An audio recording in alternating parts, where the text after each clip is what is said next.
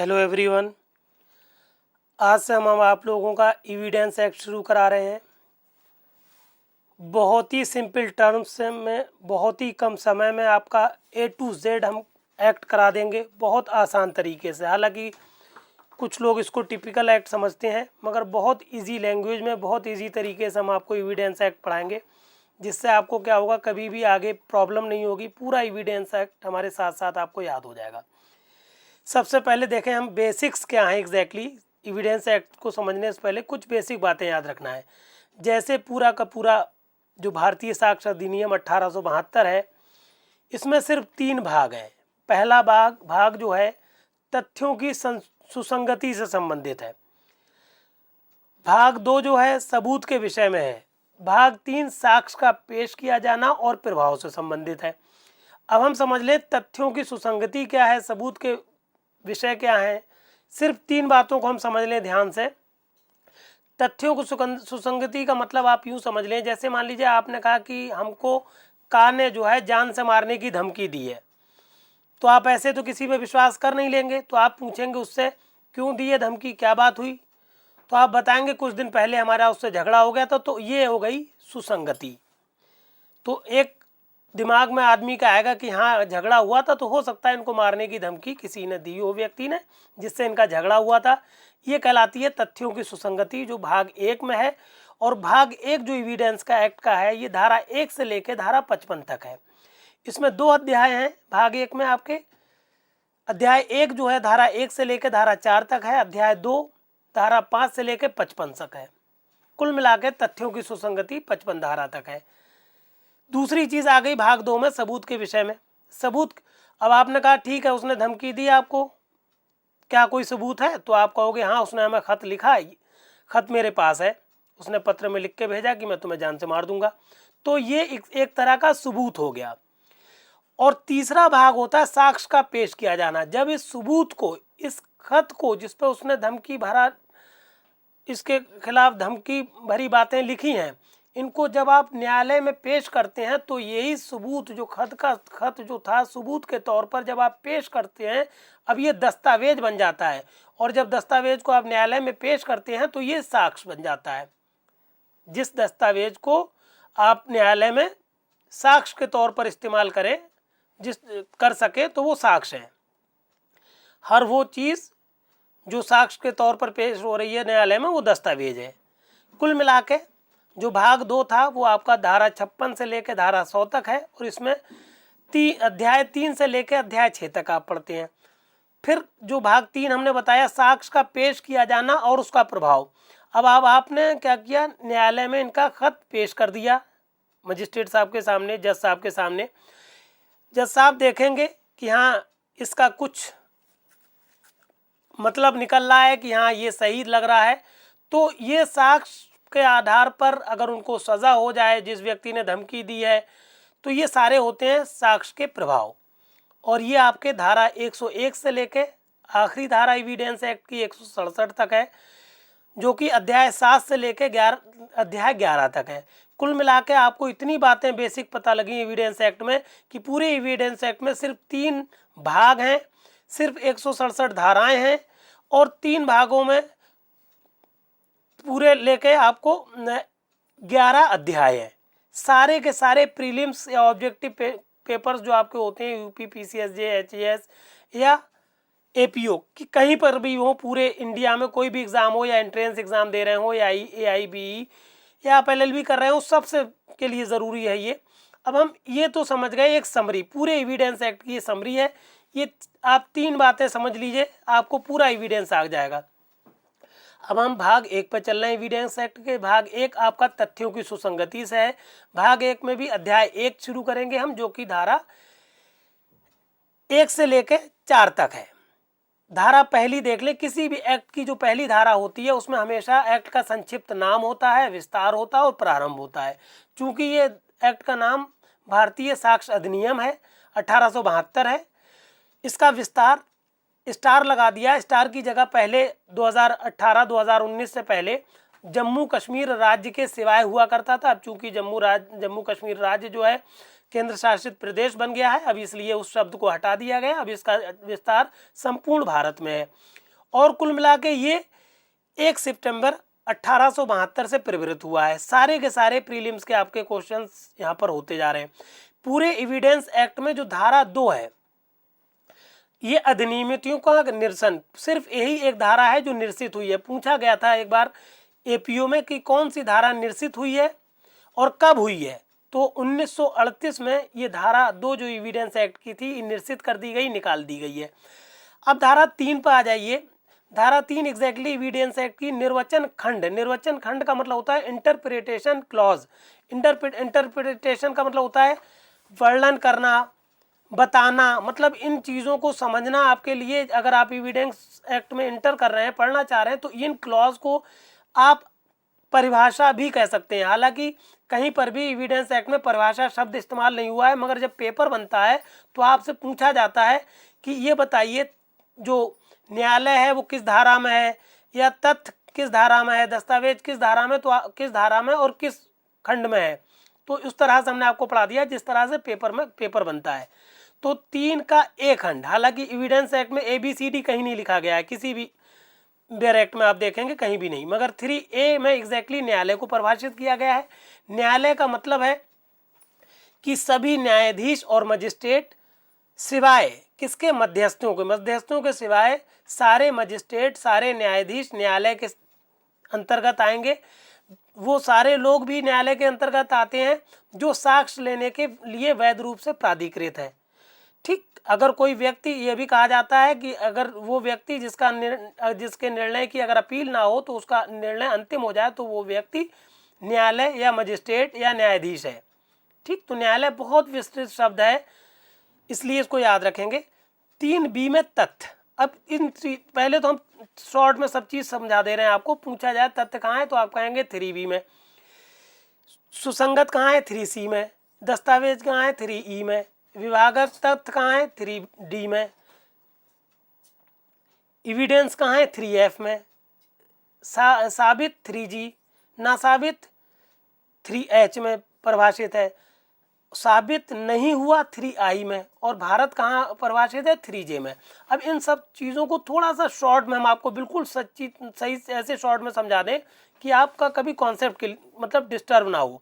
पहली बात, न्यायालय तो हमने समझा दिया विस्तृत आपको। अभी हम इनकी परिभाषाएं अभी आपको बहुत विस्तृत पढ़ाएंगे। अभी आपको हम सिर्फ शॉर्ट हिंट दे रहे हैं। जैसे तथ्य, तथ्य का मतलब है फैक्ट। फैक्ट का मतलब है कोई बात। जैसे आपने कहा कि भैया हमें उन्होंने धमकी दी है, तो आपने पूछा कि धमकी किस बात पे दी है, तो ये जो धमकी दी जिसको आपने एहसास किया, उन्होंने महसूस किया, ये तथ्य हो गया।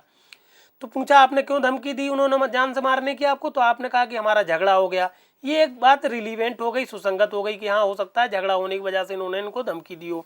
फिर उन्होंने पूछा कि कोई डॉक्यूमेंट है आपके पास, कोई प्रमाण है, तो आपने कहा हाँ भाई उन्होंने खत लिख के भेजा है कि वो हमको जान से मार देंगे, तो आपने खत दिखा दिया।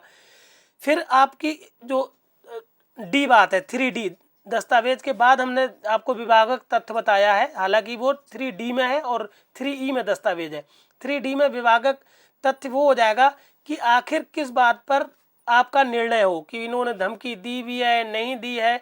तो ऐसा जो भी तथ्य अगर न्यायालय के समक्ष आए जिस पूरे से या उसके साथ मिले हुए और तथ्यों के साथ पर उस मामले का निपटारा हो जाए तो वो सारे तथ्य विभागक तथ्य कहलाएंगे।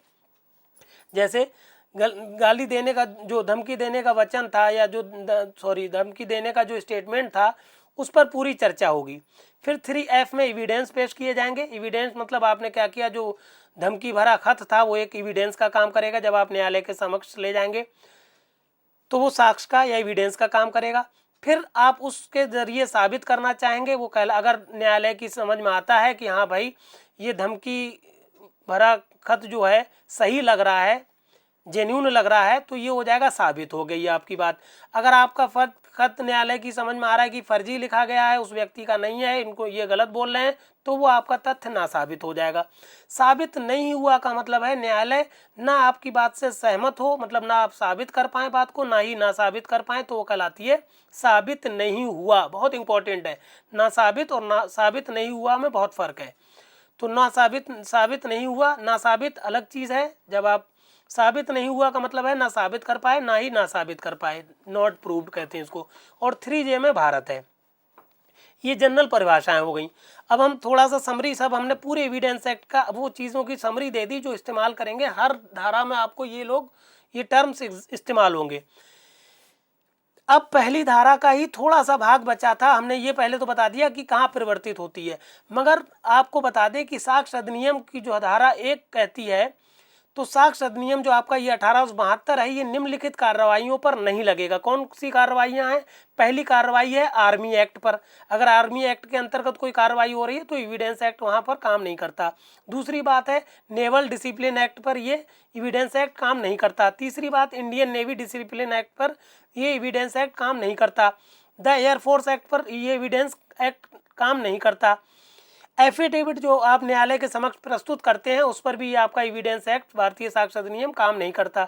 उसके अलावा छठी बात है जो प्रोसीडिंग्स होती हैं कहाँ, आर्बिट्रेटर के सामने, मध्यस्थम के समक्ष जो कार्रवाइयाँ होती हैं वहाँ पर भी ये एविडेंस एक्ट आपका काम नहीं करता। तो क्वेश्चन लॉन्ग पूछा जाता है कि भारतीय साक्ष्य अधिनियम कहाँ पर काम नहीं करेगा, कहाँ पर लागू नहीं होगा, तो ये आप 6 पॉइंट लिख देंगे। इन 6 बातों पर भारतीय साक्ष्य अधिनियम लागू ही नहीं होता।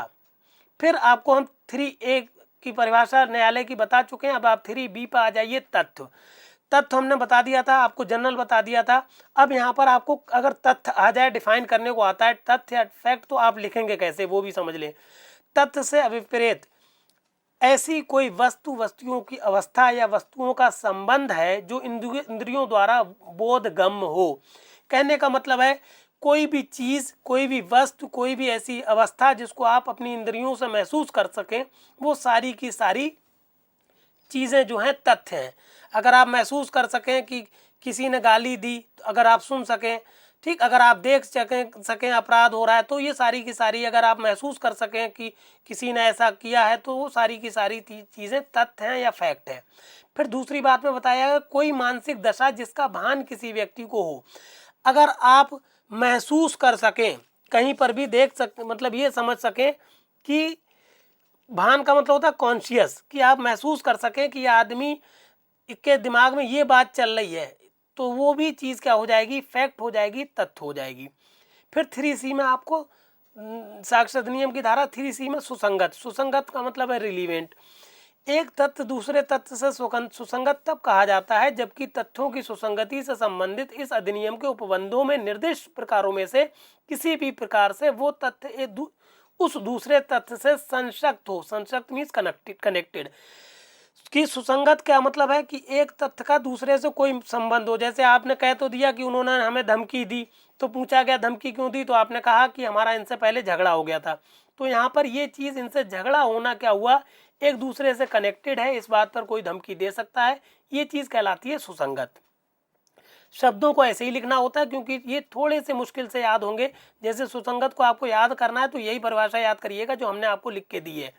फिर आपको 3D में विभागक तथ्य या विवादित तथ्य भी कहते हैं। विवादित तथ्य कोई भी ऐसा तथ्य है जिस अकेले से या किसी के साथ मिलकर किसी ऐसे अधिकार, दायित्व या निर्योग्यता को जिसका किसी वाद या कार्यवाही में आप प्राख्यात मीन्स हाँ करते हैं या प्रत्याख्यान या मना करते हैं, कि आप या तो किसी कार्रवाई में या किसी का वाद में किसी बात का दावा करें या किसी बात के लिए मना करें। तो ऐसे दावे के अधिकार, दायित्व या निर्योग्यता के बारे में कोई बात आप जो कर रहे हैं उसके अस्तित्व, अनस्तित्व या प्रकृति या अनिस्तित्व या प्रकृति के विस्तार की उत्पत्ति अवश्यमेव होती है। कहने का मतलब है किसी विवाद या कार्रवाई में आप किसी भी अधिकार, दावा या निरोग्यता का प्रत्याख्यान कर रहे हैं, मतलब दावा कर रहे हैं या मना कर रहे हैं, तो उसके उस बात का अस्तित्व है नहीं है या उसकी प्रकृति किस विस्तार तक है या किस प्रकार की प्रकृति है, इस बारे में अगर कोई भी चीज़ कुछ भी आइडिया दे रही है, कुछ भी आपको बता रही है, तो वो सारे के सारे तथ्य जो होते हैं विभागक तथ्य होते हैं या विवादित तथ्य होते हैं। इन्हीं विवादित तथ्यों के आधार पर मामला आपका डिसाइड किया जाता है। अगर विवादित तथ्यों को पूरा क्लियर कर देता है न्यायालय तो निर्णय दे दिया जाता है। फिर 3E में आप आ जाइए दस्तावेज। दस्तावेज एग्जैक्टली एक ऐसा कोई विषय है, ऐसी कोई चीज़ से अभिप्रेत है जो किसी पदार्थ पर अक्षरों, अंकों या चिन्हों के द्वारा अभिव्यक्त या वर्णित किया गया हो, तो और जिसको आप क्या करें, अभिलेख के तौर पर उपयोग में ला सकें। कहने का मतलब है, जैसे अभी हमने शुरू में बात की थी कि आपको धमकी भरा जो पत्र मिला था, तो वो एक दस्तावेज हो जाएगा। जब आप उसको न्यायालय के सामने साक्ष्य के रूप में प्रस्तुत करेंगे तो वही एक जो कागज़ का टुकड़ा है वो एक दस्तावेज बन जाएगा। और उसको आप क्या कर सकते हैं, इसमें कई बातें होती हैं कि अगर अनपढ़ आदमी है, कहीं दीवार पर चिन्ह बना दे रहा है तो वो भी दस्तावेज है, कोई अपनी लकीर में कुछ अपने राइटिंग में लिख दे रहा है वो भी दस्तावेज है। कुल मिला के मुद्रित फोटो चित्रण, शब्द मानचित्र, उपहासांकन का मतलब होता है व्यंग चित्र भी दस्तावेज है। व्यंग चित्र का मतलब होता है जो आप देखते हैं कि जो कार्टून बना के जो पेपर वगैरह में आपने देखे होंगे, तो उन कार्टून का जो इसको एग्जैक्टली कहते हैं कैरिकेचर। तो जो कार्टून बना के पेपर में बना रहे चित्र बना देते हैं, उसके ऊपर मन की इस तरह से लिख देते हैं कि ये, तो वो सब चीज़ें भी क्या है, दस्तावेज हैं। इसमें एक इम्पॉर्टेंट केस था 2019 का, दिलीप बनाम केरल राज्य। इस केस में कहा गया था कि जो मेमोरी कार्ड होता है, चाहे वो लैपटॉप में लगा हो चाहे मोबाइल में लगा हो, और उसके अंदर अगर कोई चीज़ रिकॉर्डिंग कर ली है तो उसको दस्तावेज के रूप में पेश किया जा सकता है, मगर पूरी सतर्कता रखी जाना चाहिए। इस तरह से हमने आपको 3D 3E बढ़ा दिया। फिर 3F में आ जाइए आप। 3F साक्ष्य, बहुत इंपॉर्टेंट टॉपिक है साक्ष्य, क्योंकि पूरा एविडेंस एक्ट ही इसीलिए बनाया गया। तो साक्ष्य एग्जैक्टली दो तरह के होते हैं, एक मौखिक साक्ष्य होते हैं नंबर 1 में जो बताए गए, दूसरे दस्तावेजी साक्ष्य होते हैं। मौखिक साक्ष्य सारे वो कथन होते हैं जो मजिस्ट्रेट या न्यायालय अपने सामने साक्षियों को बुला के कहने की अनुज्ञा देता है या अपेक्षा करता है कि आप उसके सामने आइए और अपनी बात को बताइए कि क्या हुआ था। तो वो सारे के सारे जो आप न्यायालय के सामने प्रस्तुत होकर बात करते हैं, कहते हैं, सुनाते हैं, तो वो सारे के सारे मौखिक साक्ष्य हैं। और अगर दूसरे पॉइंट में बताया गया है कि न्यायालय के सामने आप कोई दस्तावेज पेश करें, जिसके अंतर्गत 2000 के बाद जो है इलेक्ट्रॉनिक अभिलेख भी आ गया, क्योंकि 2000 में जो था आपका IT एक्ट आ गया, इसलिए इलेक्ट्रॉनिक अभिलेख को भी क्या किया है, दस्तावेजी साक्ष्य में शामिल किया गया है। बहुत बार प्रश्न पूछा जाता है कि इलेक्ट्रॉनिक साक्ष्य जो है क्या वो दस्तावेजी साक्ष्य है, तो बिल्कुल है। तो न्यायालय के समक्ष जो भी आप कागज़ पेश करते हैं, तो जो भी दस्तावेज आप पेश करते हैं, वो सारे के सारे दस्तावेज जो हैं दस्तावेजी साक्ष्य होते हैं, वो सारे के सारे कागज़ दस्तावेजी साक्ष्य होते हैं।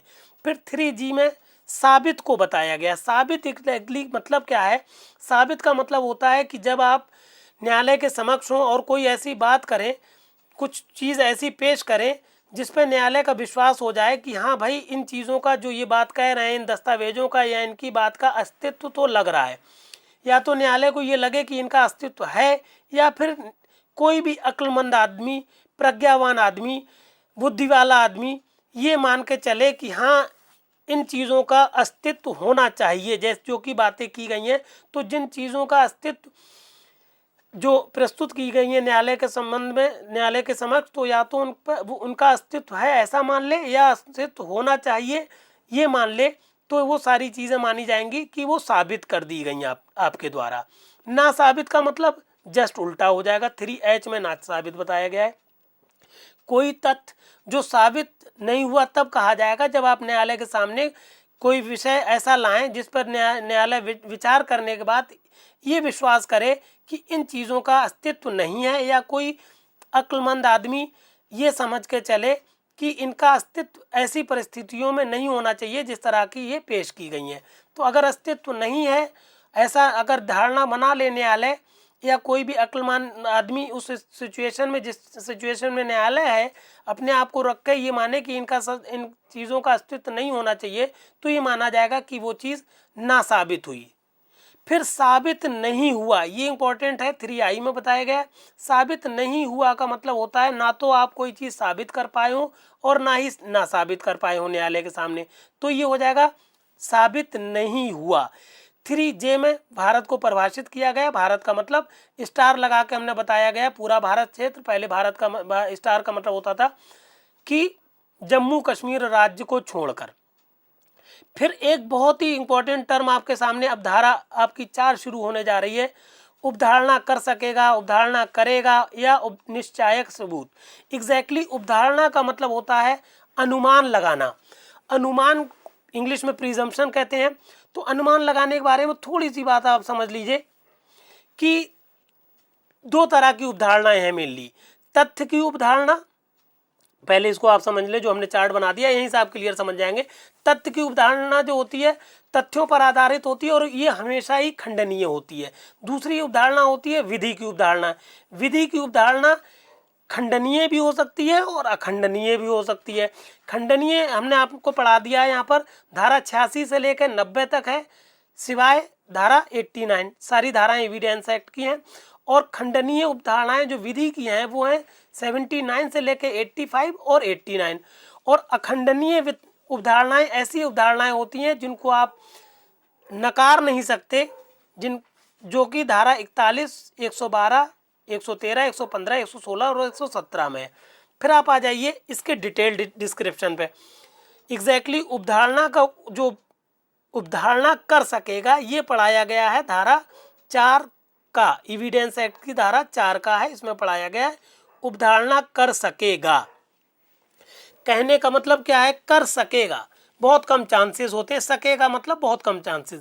जहां कहीं इस अधिनियम द्वारा ये उपबंधित है कि न्यायालय किसी तथ्य की उपधारणा कर सकेगा, वहां न्यायालय या तो तथ्य को साबित मान सकेगा।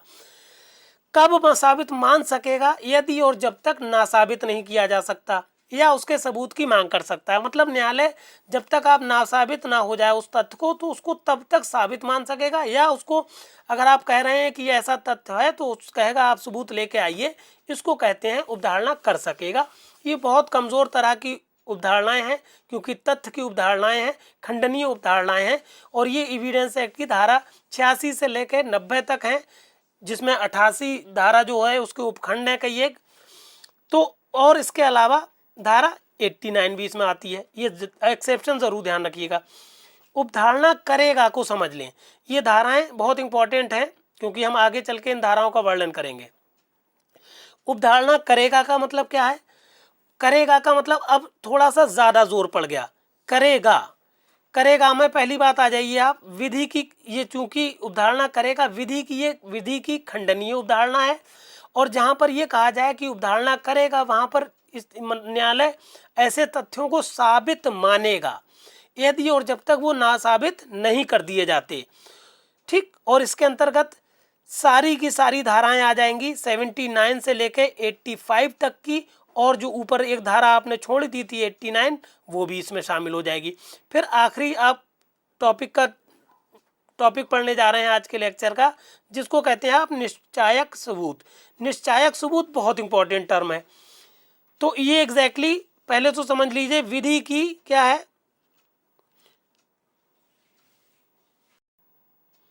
निश्चायक सबूत जो होती है विधि की अखंडनीय उपधारणा है। इसको आप खंड नहीं कर सकते। इसको समझने लिखा कैसे जाता है, जहां की इस अधिनियम द्वारा एक तथ्य किसी अन्य तथ्य का निश्चायक सबूत घोषित कर दिया जाता है, वहां न्यायालय उस एक तथ्य को साबित हो जाने पर उस अन्य को साबित मानेगा और उसे ना साबित करने के प्रयोजन के लिए साक्ष्य दिए जाने की अनुज्ञा नहीं देगा। कहने का मतलब है, कोई एक बात अगर साबित हो गई है तो उसके साथ साथ वो पूरे उससे लगी हुई सारी चीज़ों को साबित मानेगा न्यायालय। ठीक, और उसके ना साबित करने के लिए भी आपको अनुज्ञा नहीं मिलेगी। आप अगर ना साबित करना भी चाह रहे हैं तब भी आपको ना साबित नहीं करने दिया जाएगा। इसमें आपके भारतीय साक्ष्य अधिनियम की धारा 41, 112, 113, 115, 116, 117 आएंगी। सारी तरह की धाराएं हम आगे चल के आपको डिस्क्रिप्टिव रूप में पढ़ाएंगे। इस तरह से हम आपसे प्रत्येक दिन 20 से लेकर 25 मिनट, अनुमानित 25 मिनट डेली लेंगे हम, क्योंकि 25 मिनट से कम का समय बहुत कम हो जाएगा। तो अनुमानित 25 समय लेंगे, कभी 2-4 मिनट कम भी हो सकते हैं, कभी 2-4 मिनट ज़्यादा हो सकते हैं। इस 25 मिनट तक 25 मिनट हमें आप डेली दीजिए 10 दिन तक। तो इस 10 दिन के अंदर अंदर हम आपका एविडेंस एक्ट पूरा इस तरह से करा देंगे कि आपको मौके पर ही याद हो जाएगा। काफ़ी इम्पोर्टेंट टर्म है, मतलब एक्ट है, ये मेजर एक्ट है। हर मेजर एक्ट हम आपको 10 दिन में देंगे, जितने भी मेजर एक्ट हैं सारे के सारे हम आपको 10 दिन के अंदर अंदर पूरा एक्ट दे देंगे। इसलिए ये बहुत इंपॉर्टेंट टॉपिक है, चाहे आप किसी भी जुडिशरी एग्ज़ाम की तैयारी कर रहे हो, एंट्रेंस एग्ज़ाम की तैयारी कर रहे हो, या फिर LLB कर रहे हो। सारे साथियों को आप खुद भी पढ़िए, अपने साथियों को शेयर कर दीजिए मैटर को, और हमारे चैनल को प्लीज़ सब्सक्राइब ज़रूर करिए। धन्यवाद।